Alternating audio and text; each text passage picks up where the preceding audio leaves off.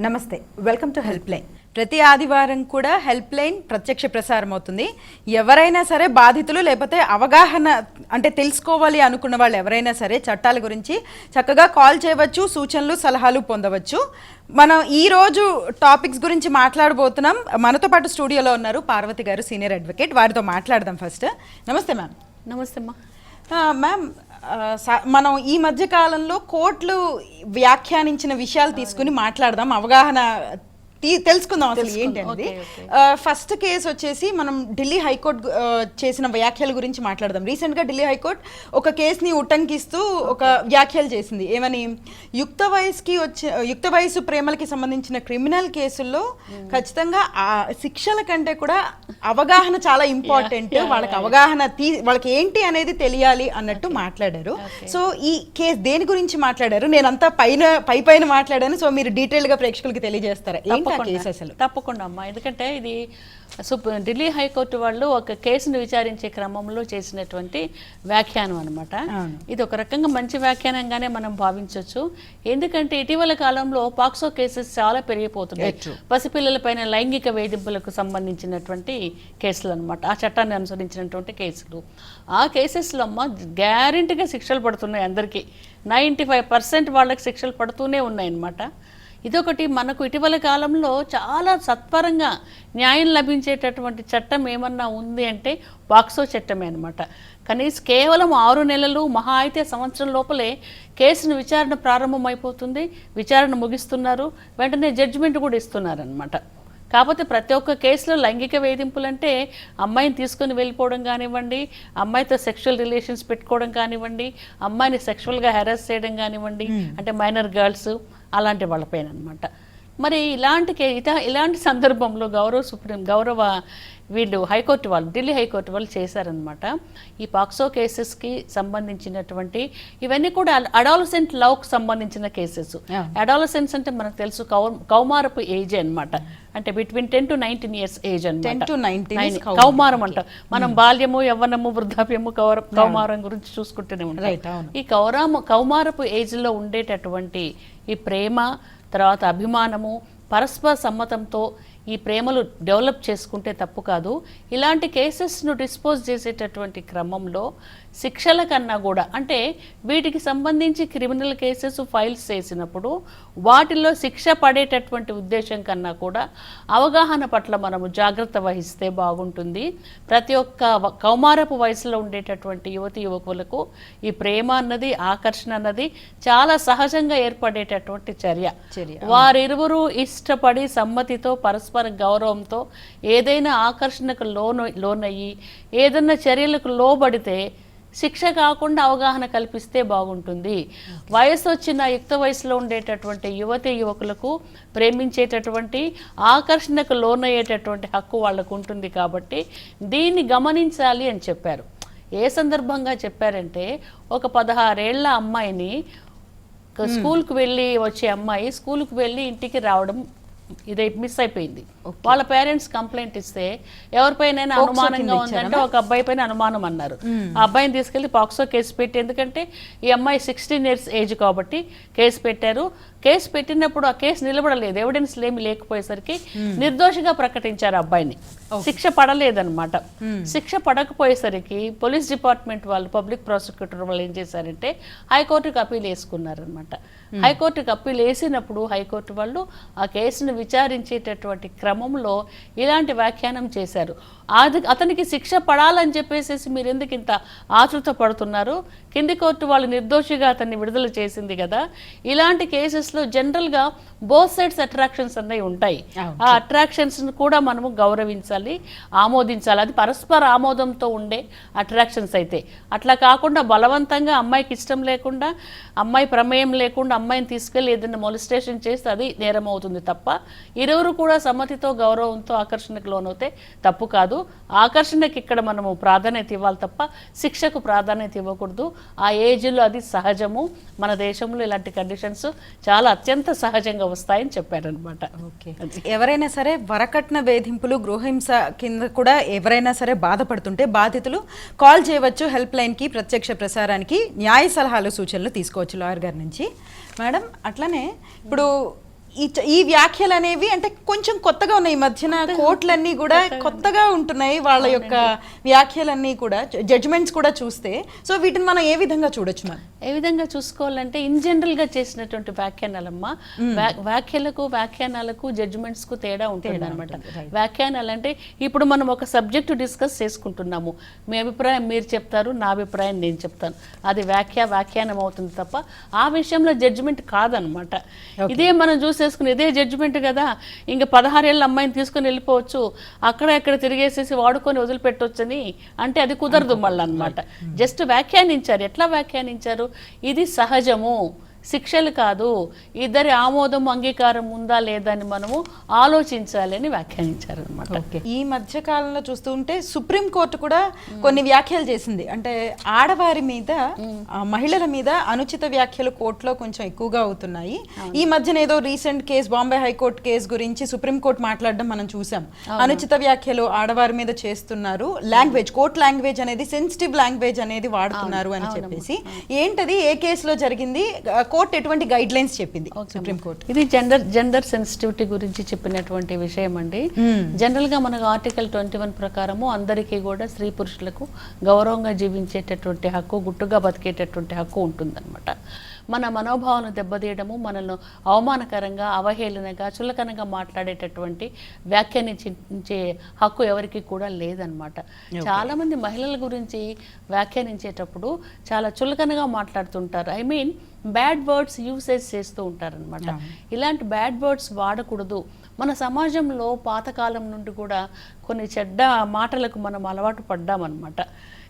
భయంకరమైన చెడ్డ మాటలు ఆ రోజులో చెప్పుకోవాలంటే అలాంటి మాటలు వాడడం తప్పు, వాళ్ళ వ్యక్తిత్వ హననం జరుగుతుంది, వాళ్ళు సెల్ఫ్ రెస్పెక్ట్ కోల్పోతున్నారు, సెల్ఫ్ ఎస్టీమ్ కోల్పోతున్నారు, విపరీతమైన బాధకు లోనవుతున్నారు అని చెప్పేసేసి 2023వ సంవత్సరంలో అప్పటి మన ప్రధాన న్యాయమూర్తి అయినటువంటి సుప్రీంకోర్టు ప్రధాన న్యాయమూర్తి జస్టిస్ చంద్రచూడ్ గారు 30 పేజీల గైడ్ లైన్స్ విడుదల చేయడం జరిగింది.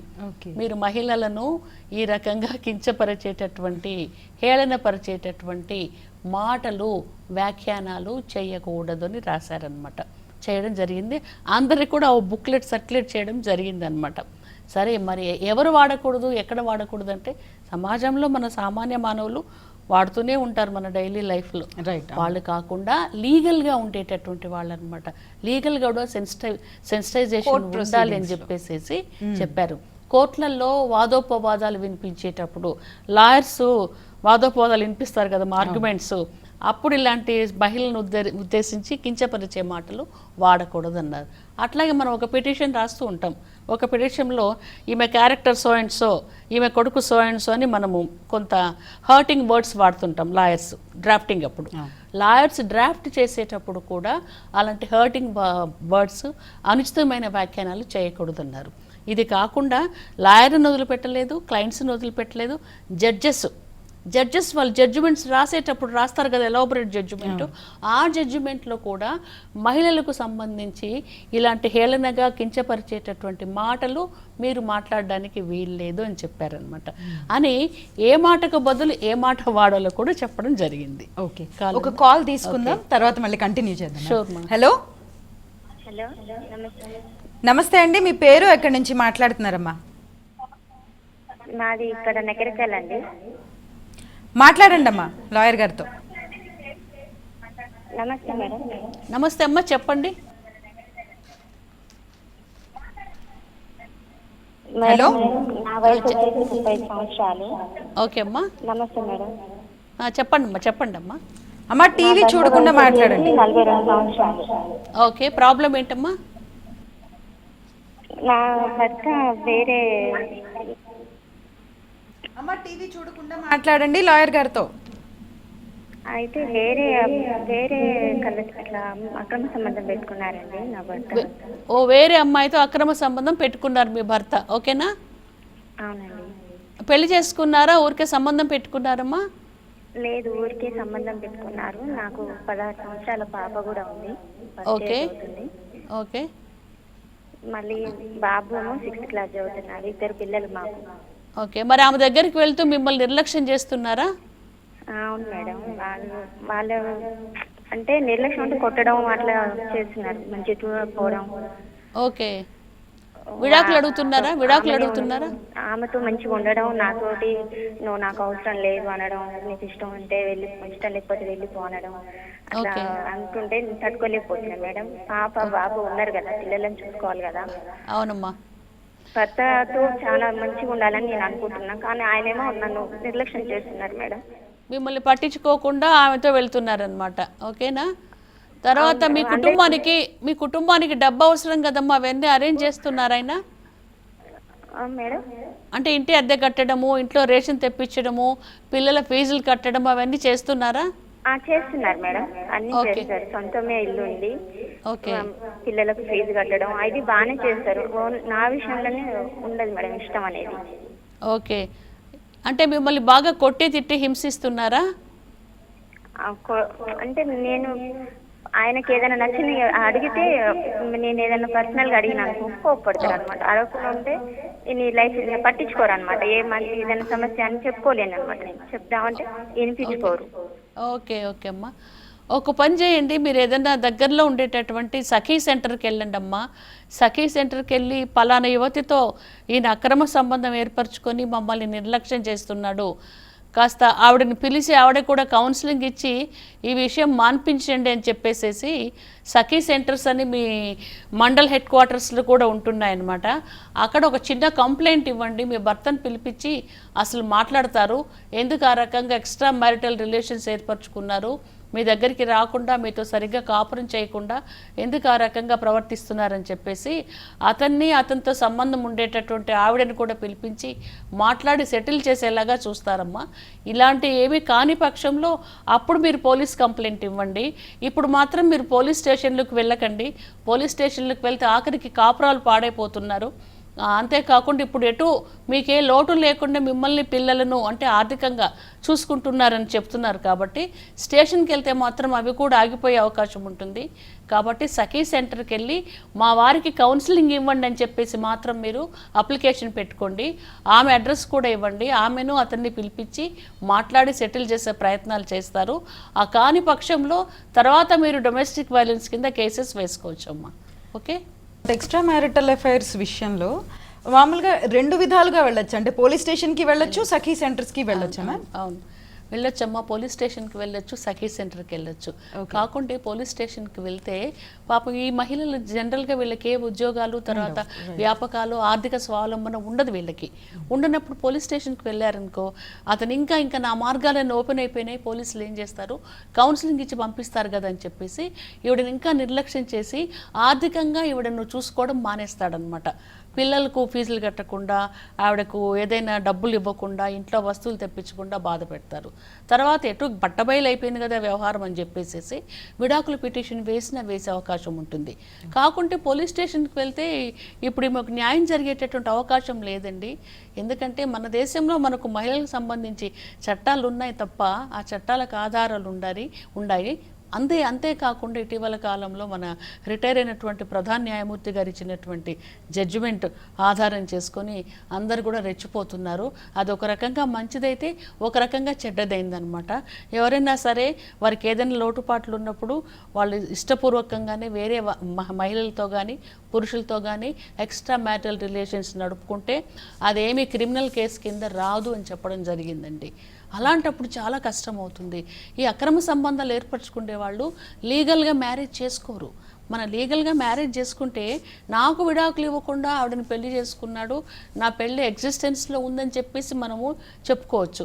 ఇక్కడ వాళ్ళకు పెళ్ళి లేదు, పేరెంటం లేదు, వాళ్ళు హ్యాపీగా వస్తూ పోతూ ఉంటారు, వాళ్ళ కోరికలు వాళ్ళు తీర్చుకుంటూ ఉంటారు, భార్యలను అన్యాయం చేస్తుంటారు. కాబట్టి చట్టపరంగా ఈ కేసులు నిలబడవు అనమాట. అందుకని మనం కూడా హెల్ప్ చేయాలంటే మనం కూడా నిస్సహాయం అయిపోతున్నాము. ఓన్లీ కౌన్సిలింగ్ ఇప్పించండి, మార్చే ప్రయత్నాలు చేయండి, పెద్ద మనుషుల పంచాయతీ పెట్టించండి అని చెప్పడం తప్ప ఏమీ చేయలేకపోతున్నాం. ఏమన్నా స్ట్రింజెంట్ యాక్షన్ తీసుకోవాలంటే కాపురం కొల్లుడైపోతుంది, కాపురం కూలిపోతుంది అనమాట. ఓకే, ఇది మరీ మితిమీరితే కేసెస్ లో ఖచ్చితంగా ప్రూఫ్ అడిగే అవకాశం ఖచ్చితంగా అడుగుతారు. ప్రూఫ్ అడిగితే ఏమంటాడు ఆయన, మేడం మేము పెళ్లి చేసుకోలేదండి, ఏదో జస్ట్ మేము లివ్ ఇన్ రిలేషన్లో మేము ఉంటున్నాము, అది మాత్రం పెద్ద తప్పు అవుతుందా, ఇష్టపడి మేము ఉంటున్నాము అని అంటారనమాట. ఆవిడకు శిక్ష పడే అవకాశం లేదు, అతనికి శిక్ష పడే అవకాశం లేనే లేదు. కాకపోతే చట్టం ఏం చెప్తుందంటే, ఓహో అతని బిహేవియర్ నీకు నచ్చలేదు కదా, అతను క్రూయల్టీగా నిన్ను బిహేవ్ చేస్తున్నాడు కాబట్టి బెటర్ టు టేక్ డివోర్స్ అని చెప్తున్నారు అనమాట. అంతే తప్ప ఇతనికి శిక్ష పడేటటువంటి అవకాశం ఉండాలంటే చాలా చాలా చాలా ఎవిడెన్స్లు తీసుకురావాలి మనం. అది కష్టమైపోతుందమ్మ మహిళలకు. ఒక కాల్ తీసుకుందాం. హలో హలో, నమస్తే అండి, మీ పేరు ఎక్కడి నుంచి మాట్లాడుతున్నారు? నమస్తే మేడం, నా పేరు హరికృష్ణ మేడం. లాయర్ గారితో మాట్లాడండి.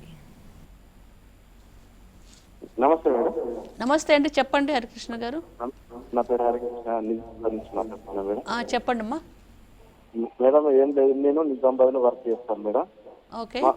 మా బావమార్జీ వాళ్ళ భార్య వాళ్ళు కరీంనగర్ జిల్లా జమ్మికుంటలో ఉంటుంది మేడం. ఓకే. అయితే వాళ్ళ మీద వాళ్ళు గొడవ పెట్టుకొని వాళ్ళు నా మీద కూడా కేసు వేశారు మేడం, మా బావమార్జీ వాళ్ళ భార్య. ఓకే, మీ బావమర్ది భార్య మీ పైన 498 కేసులో మీ పేరు కూడా ఇరికించింది, అంతేనా? అవును మేడం, నా పేరు మా మరదల పేరు ఇరికించింది మేడం. ఓకే, మీ ఆవిడ పేరు రాయలేదండి? మీ ఆవిడ పేరు లేదు మేడం, రాయలేదు. నేను జాబ్ చేస్తాను మేడం ఇక్కడ ఎలక్ట్రిసిటీ డిపార్ట్మెంట్లో. ఓకే, మీకు వాళ్ళకి అసలు ఏం సంబంధం లేదు కదండి, వాళ్ళ కుటుంబ విషయాలకు మీకేం సంబంధం లేదు? అసలు ఏం లేదు మేడం, చిన్న చిన్న ఏదన్నా గొడవ ఉంటే అట్లా కాదు ఇట్లా చేసుకోవాలని ఒకటి రెండు సార్లు చెప్పాను మేడం, అంతే. వాళ్ళకు 200 కిలోమీటర్ల దూరంలో ఉంటాం మేడం మేము. ఓకే, తర్వాత మీకు ముందు పెళ్ళైందా, మీ బావమర్దికి ముందు పెళ్ళైందండి? నాకే ముందు పెళ్ళైంది మేడం. ఓకే ఓకే, ఈ కేసు నిలబడే అవకాశం లేదండి. దీని గురించి ఇటీవల కాలంలో మనం ఎప్పుడు డిస్కషన్ చేసుకుంటున్నాము. ఆవిడ ఎందుకు కేసులో మీ పేరు రాసిందంటే, మీది గవర్నమెంట్ ఉద్యోగం కదండి, మీకు ఏదన్నా అవుతుందేమో, మిమ్మల్ని అరెస్ట్ చేస్తేనైనా ఆమె భర్తకు బుద్ధి వచ్చి దారికి వస్తాడేమో, దారికి వచ్చి ఆవిడకి ఏదైనా లంసమ్ అమౌంట్ ఆఫ్ మనీ అప్పచెప్తాడేమో, లేకపోతే అతనికి శిక్ష పడే అవకాశం ఉంటుందేమో అని చెప్పేసి ఇట్లా సంబంధం లేని వాళ్ళను, వాళ్ళకంటే ముందు వివాహమైన వాళ్ళను, ఎక్కడో 200-300 కిలోమీటర్ల దూరంలో ఉండేటటువంటి వాళ్ళను, వీళ్ళుంటే అబ్రాడ్లో ఉండే వాళ్ళని కూడా ఇరికిస్తున్నారండి. కేసు మీ పైన నిలబడేటటువంటి అవకాశం ఉండదండి. ఒకవేళ మీ పైన ఎఫ్ఐఆర్ బుక్ చేసినా కూడా పోలీస్ స్టేషన్లో మీకు వెంటనే స్టేషన్ బెయిల్ ఇచ్చి పంపించే అవకాశం ఉంటుంది. అంతేకాకుండా కేసు హియరింగ్కి వచ్చినప్పుడు మీరు నిరూపించుకోవచ్చు మీ నిర్దోషిత్వాన్ని. లేకుంటే అన్నెసరీగా మిమ్మల్ని దీంట్లో ఇంప్లికేట్ చేశారని భావిస్తే మీరు డైరెక్ట్గా హైకోర్టుకు వెళ్ళి క్వాష్ పిటిషన్ వేసుకోండి. అంటే ఆ ఎఫ్ఐఆర్లో నుంచి మీ పైన ఎలాంటి అభియోగాలు లేవు కాబట్టి, మీకు వాళ్లకు సంబంధం లేదు కాబట్టి, అంటే వాళ్ళ మధ్య జరిగిన విషయాలకు మీకు సంబంధం లేదు కాబట్టి మీ పేరును ఆ కేసులో నుంచి తీసివేయమని హైకోర్టును ఆశ్రయించండి. తప్పకుండా మీకు న్యాయం జరుగుతుందండి. ఓకే. సో రీసెంట్ గా సుప్రీంకోర్టు కూడా ఇంకొక వ్యాఖ్య చేసింది, లైక్ 498A కిందకి అంటే అదనపు కట్నం డిమాండ్ చేస్తే కనుక దాన్ని 498A కింద తీసుకోకూడదు అన్నట్టు మాట్లాడింది సుప్రీంకోర్టు. దాని గురించి కూడా ఒకసారి తెలియజేస్తారు ప్రేక్షకులకు. అంటే అదనపు కట్నం కోసం డిమాండ్ చేస్తే అసలు కట్నం ఇచ్చినట్లు ప్రూఫ్స్ ఉండాలి. ఇప్పుడు కట్నం ఇస్తేనే కదమ్మా అదనపు కట్నం చేసుకుంటుంది. మేము చాలా కేసులు చూస్తుంటాము, అసలు కొన్ని కులాలలో కానీ కొన్ని కమ్యూనిటీస్లో అసలు కట్నమే ఉండదు. ఆ కట్నం ఇవ్వని వాళ్ళు కూడా అదనపు కట్నం కోసం వేధిస్తున్నారు అని చెప్పేసి కేసెస్ బుక్ చేస్తున్నారు. కట్నమే లేనప్పుడు అదనపు కట్నం ఎక్కడి నుంచి వస్తుంది? ఉండదన్నమాట. అంతేకాకుండా పెళ్లికి మేము ఇంత ఖర్చు పెట్టుకున్నాము అని కూడా అంటున్నారు. 25 లక్షలు 30 లక్షలు పెట్టాము ఇప్పించండి అంటున్నారు. అలాంటి లా ఎక్కడా లేదండి. పెళ్లికి మన స్టేటస్ కోసమై, మన సంతోషం కోసమై, మన బిడ్డ కోసమై, మన ఆర్భాటం కోసమై మనం ఖర్చు పెట్టుకుంటాము. ఇప్పుడు నా ఇష్టమైంది, నేను 10,000 రూపాయలు చీరలు పెట్టుకుంటాను, అది నా ఇష్టం, అది ఇప్పించండి అంటే ఎట్లా ఇప్పిస్తారు? పెద్ద ఫంక్షన్ హాల్ బుక్ చేయించుకుంటాను, పెద్ద భోజనాలు పెట్టిస్తాను, ఒక్కొక్క ప్లేట్ 5,000 చొప్పున, అవన్నీ ఇప్పించండి అంటే ఇప్పించే అవకాశం లేదనమాట. ఆ ఖర్చులు నీ బుద్ధి పుట్టి నువ్వు ఖర్చులు పెట్టుకున్నావు, ఎవరైనా పెట్టమన్నారా చెప్పండి? అందుకని ఇలాంటి కేసెస్ అయితే నెగ్గవండి. కాకుంటే ఫస్ట్లో ఒక రకమైన భయాన్ని క్రియేట్ చేస్తాయమ్మా. పోలీస్ స్టేషన్లన్నా పోలీస్ కేసులన్నా ఎవరైనా కూడా భయపడిపోతారనమాట. భయాన్ని క్రియేట్ చేసినప్పుడు ఆ భయాన్ని అధిగమించి వీళ్ళకి తగినటువంటి సాక్ష్యాలు తీసుకుంటూ ఆ కేసు ఎప్పుడైతే హీరింగ్కి వస్తుందో అప్పటిదాకా ఆగాలి. ఆగి తగినటువంటి సాక్ష్యాలు మనం చేతిలో పెట్టుకోవాలన్నమాట. ఆ హీరింగ్కి వచ్చినప్పుడు అవుట్రైట్గా కేసులు కొట్టివేసే అవకాశం వస్తుంది. అందుకనే సుప్రీంకోర్టు వాళ్ళు చెప్తూ ఉన్నారు, అందరు కట్నం అన్నప్పుడు ఆ కట్నం ఎక్కడి నుంచి తెచ్చిచ్చావు, నీ తండ్రి స్టేటస్ ఏంటి, నీ తండ్రికి పిల్లలు ఎంతమంది, నీ తండ్రి ఆదాయం ఎంత, నీ తండ్రి వ్యయం ఎంత, తర్వాత నీ ఉద్యోగం ఏంటి, నీ ఆదాయం ఏంటి, ఇవన్నీ కూడా పరిగణించి నిజంగా వాళ్ళు అంత కట్నం ఇచ్చారా లేదా. చాలామంది అంటారు అప్పులు తెచ్చిచ్చామని. మరి అప్పులు ఎవరి దగ్గర నుంచి తీసుకొచ్చావు, ప్రామిసరీ నోట్ ఏంటి, అసలు అప్పులు ఇచ్చినటువంటి వ్యక్తి ఎవరు, వాళ్ళందరినీ కూడా కోర్టుకు తీసుకొచ్చి సాక్ష్యాలుగా పెట్టండి అని చెప్పేసి అడుగుతున్నారు. కాకుంటే ప్రథమంగా భయం క్రియేట్ చేస్తుందే తప్ప ఆ కేసు నడిచే కొద్దీ నీరు గారిపోతుంది. ఎటైనా తప్పుడు కేసులు పెడితే మాత్రం అవుట్రైట్గా కేసులు కొట్టేస్తున్నారు. కాకుంటే మధ్యలోనే కాంప్రమైజ్లు అయిపోయి ఆ భార్యలే, అంటే తప్పుడు కేసులు, నేను చెప్పేది నిజంగా బాధితుల గురించి కాదు, తప్పుడు కేసులు పెట్టినటువంటి భార్యలే ఎంతో కొంత కాంపెన్సేషన్ తీసుకొని కేసును వెంటనే విత్డ్రా చేసుకుంటున్నారు. దిస్ ఇస్ ద రిజల్ట్ అన్నమాట. రైట్. 498 నిజంగానే కాయిన్ కి బోత్ సైడ్స్ ఉన్నట్టు పాజిటివ్ నెగటివ్ కూడా జరుగుతుంది. పాజిటివ్ నెగటివ్ రెండు ఉన్నాయండి, రెండు ఉన్నాయి. సో ప్రూఫ్ ఖచ్చితంగా కావాలి వీటికి, ఖచ్చితంగా చాలా వాటికి ఉండవు. ప్రూఫ్ ఖచ్చితంగా కావాలి. నేను ఒక కేసు చేశాను మేడం, చేస్తే మేము కట్నం ఇచ్చామండి అంటే, కట్నం ఎట్లా ఇచ్చావమ్మా, డీడీ ఇచ్చావా, చెక్ ఇచ్చావా, ఏమి ఇచ్చావమంటే, ప్లేట్లో డబ్బులు పెడితే ఇట్లా ఇస్తూ ఫోటో దిగానండి మేడం అని చెప్పారు. అది ఎట్లా సాక్ష్యం అవుతుందండి? ఆ ప్లేట్లో డబ్బులు ఆ పైన ఒక నోటు పెట్టి లోపల తెల్లకాయతలు పెట్టారని చెప్పేసి అదర్ సైడ్ అడ్వకేట్స్ క్వశ్చన్ చేయొచ్చు అనమాట. చాలా మంది అంటారు ఇన్ని నగలు పెట్టామండి, అన్ని నగలు పెళ్లిలో వేసాము, చూడండి ఫొటోస్ అంటారు. ఆ నగలు 1 గ్రామ్ గోల్డ్ నగలు లేకపోతే మామూలు నగలు మనకు తెలియదు కదా. అందుకని ఆ నగలు కొంటే ఆ నగలు బిల్స్ కూడా మనం ప్రొడ్యూస్ చేయాలన్నమాట. ప్రూఫ్ ఖచ్చితంగా ఉండాలి, సాక్షులు ఉండాలి, ఆధారాలు ఉండాలి, ఎలిగేషన్స్ ఉండాలి. ఇందాక ఆ బ్రదర్ చెప్పినట్లు వాళ్ళు ఎక్కడో 200 కిలోమీటర్స్ దూరం ఉన్న వాళ్ళు, వీళ్ళ కుటుంబంలో వాళ్ళు ఎక్కడ దూరుతారు, అతనికన్నా ఇతనికే ముందు పెళ్ళి అయిపోయింది. అదే అనమాట. కాల్ ఉందమ్మా, కాల్ తీసుకుందాం. హలో హలో, నమస్తే మేడం. నమస్తే అండి, మీ పేరు, ఎక్కడి నుంచి మాట్లాడుతున్నారు? మేము ఖమ్మం నుంచి మాట్లాడుతున్నాం మేడం, రాణి నా పేరు. మాట్లాడండి, లాయర్ గారు వింటున్నారు. మేడం, అయితే మాకు మ్యారేజ్ అయింది మేడం, ఒక బాబు. ఓకే. అయితే మా హస్బెండ్ వచ్చేసి ఒక 7 years నుంచి కనిపించట్లేదు మేడం. అయితే మా అత్త మామలు కూడా మమ్మల్ని పట్టించుకోవట్లేదు మేడం, ఒక బాబు ఉన్నాడు. ఓకేమ్మా.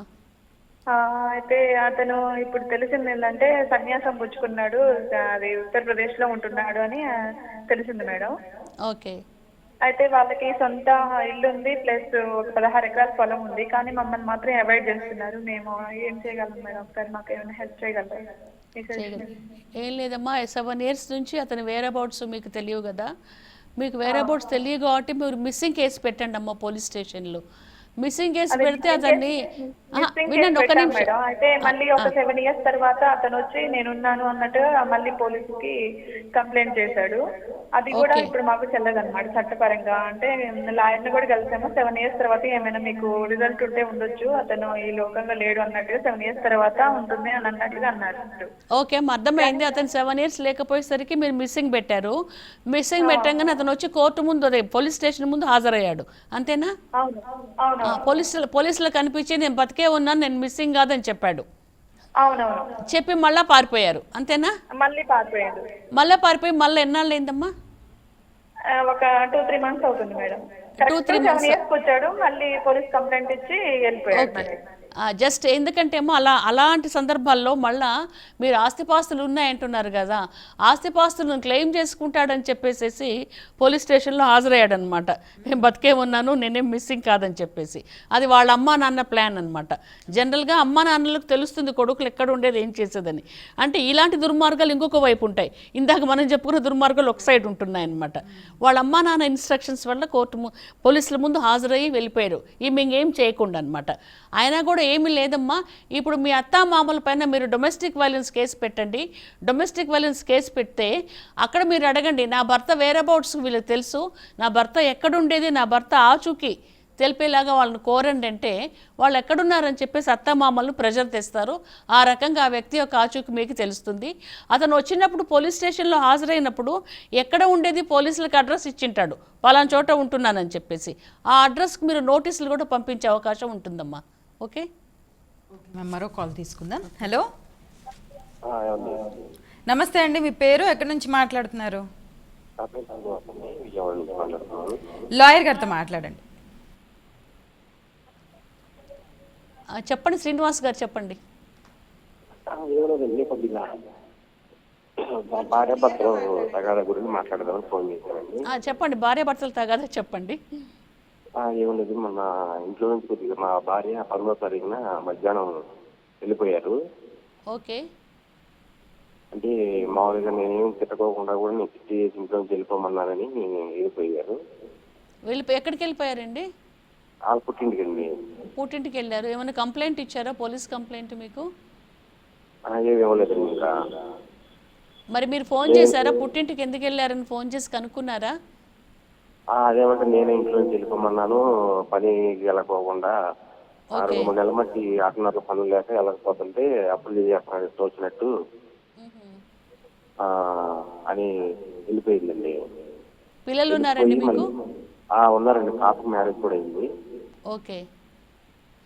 అంటే మీరు సరిగా చూసుకోవట్లేదా సార్ ఆమెను? మీరు సరిగా చూసుకోవట్లేదా? పని చేయకుండా ఉన్నారా మీరు? లేదండి, మామూలు ఆటోనగర్లో ఇప్పుడు పనులు లేక 2 నెలలు బట్టి 3 నెలలు బట్టి సరిగ్గా వెళ్తలేదండి. పనులు ఉంటే వెళ్తాను, లేకపోతే ఇంట్లోనే ఉంటున్నానండి. కిరాణా షాప్ ఒకటి ఉంది.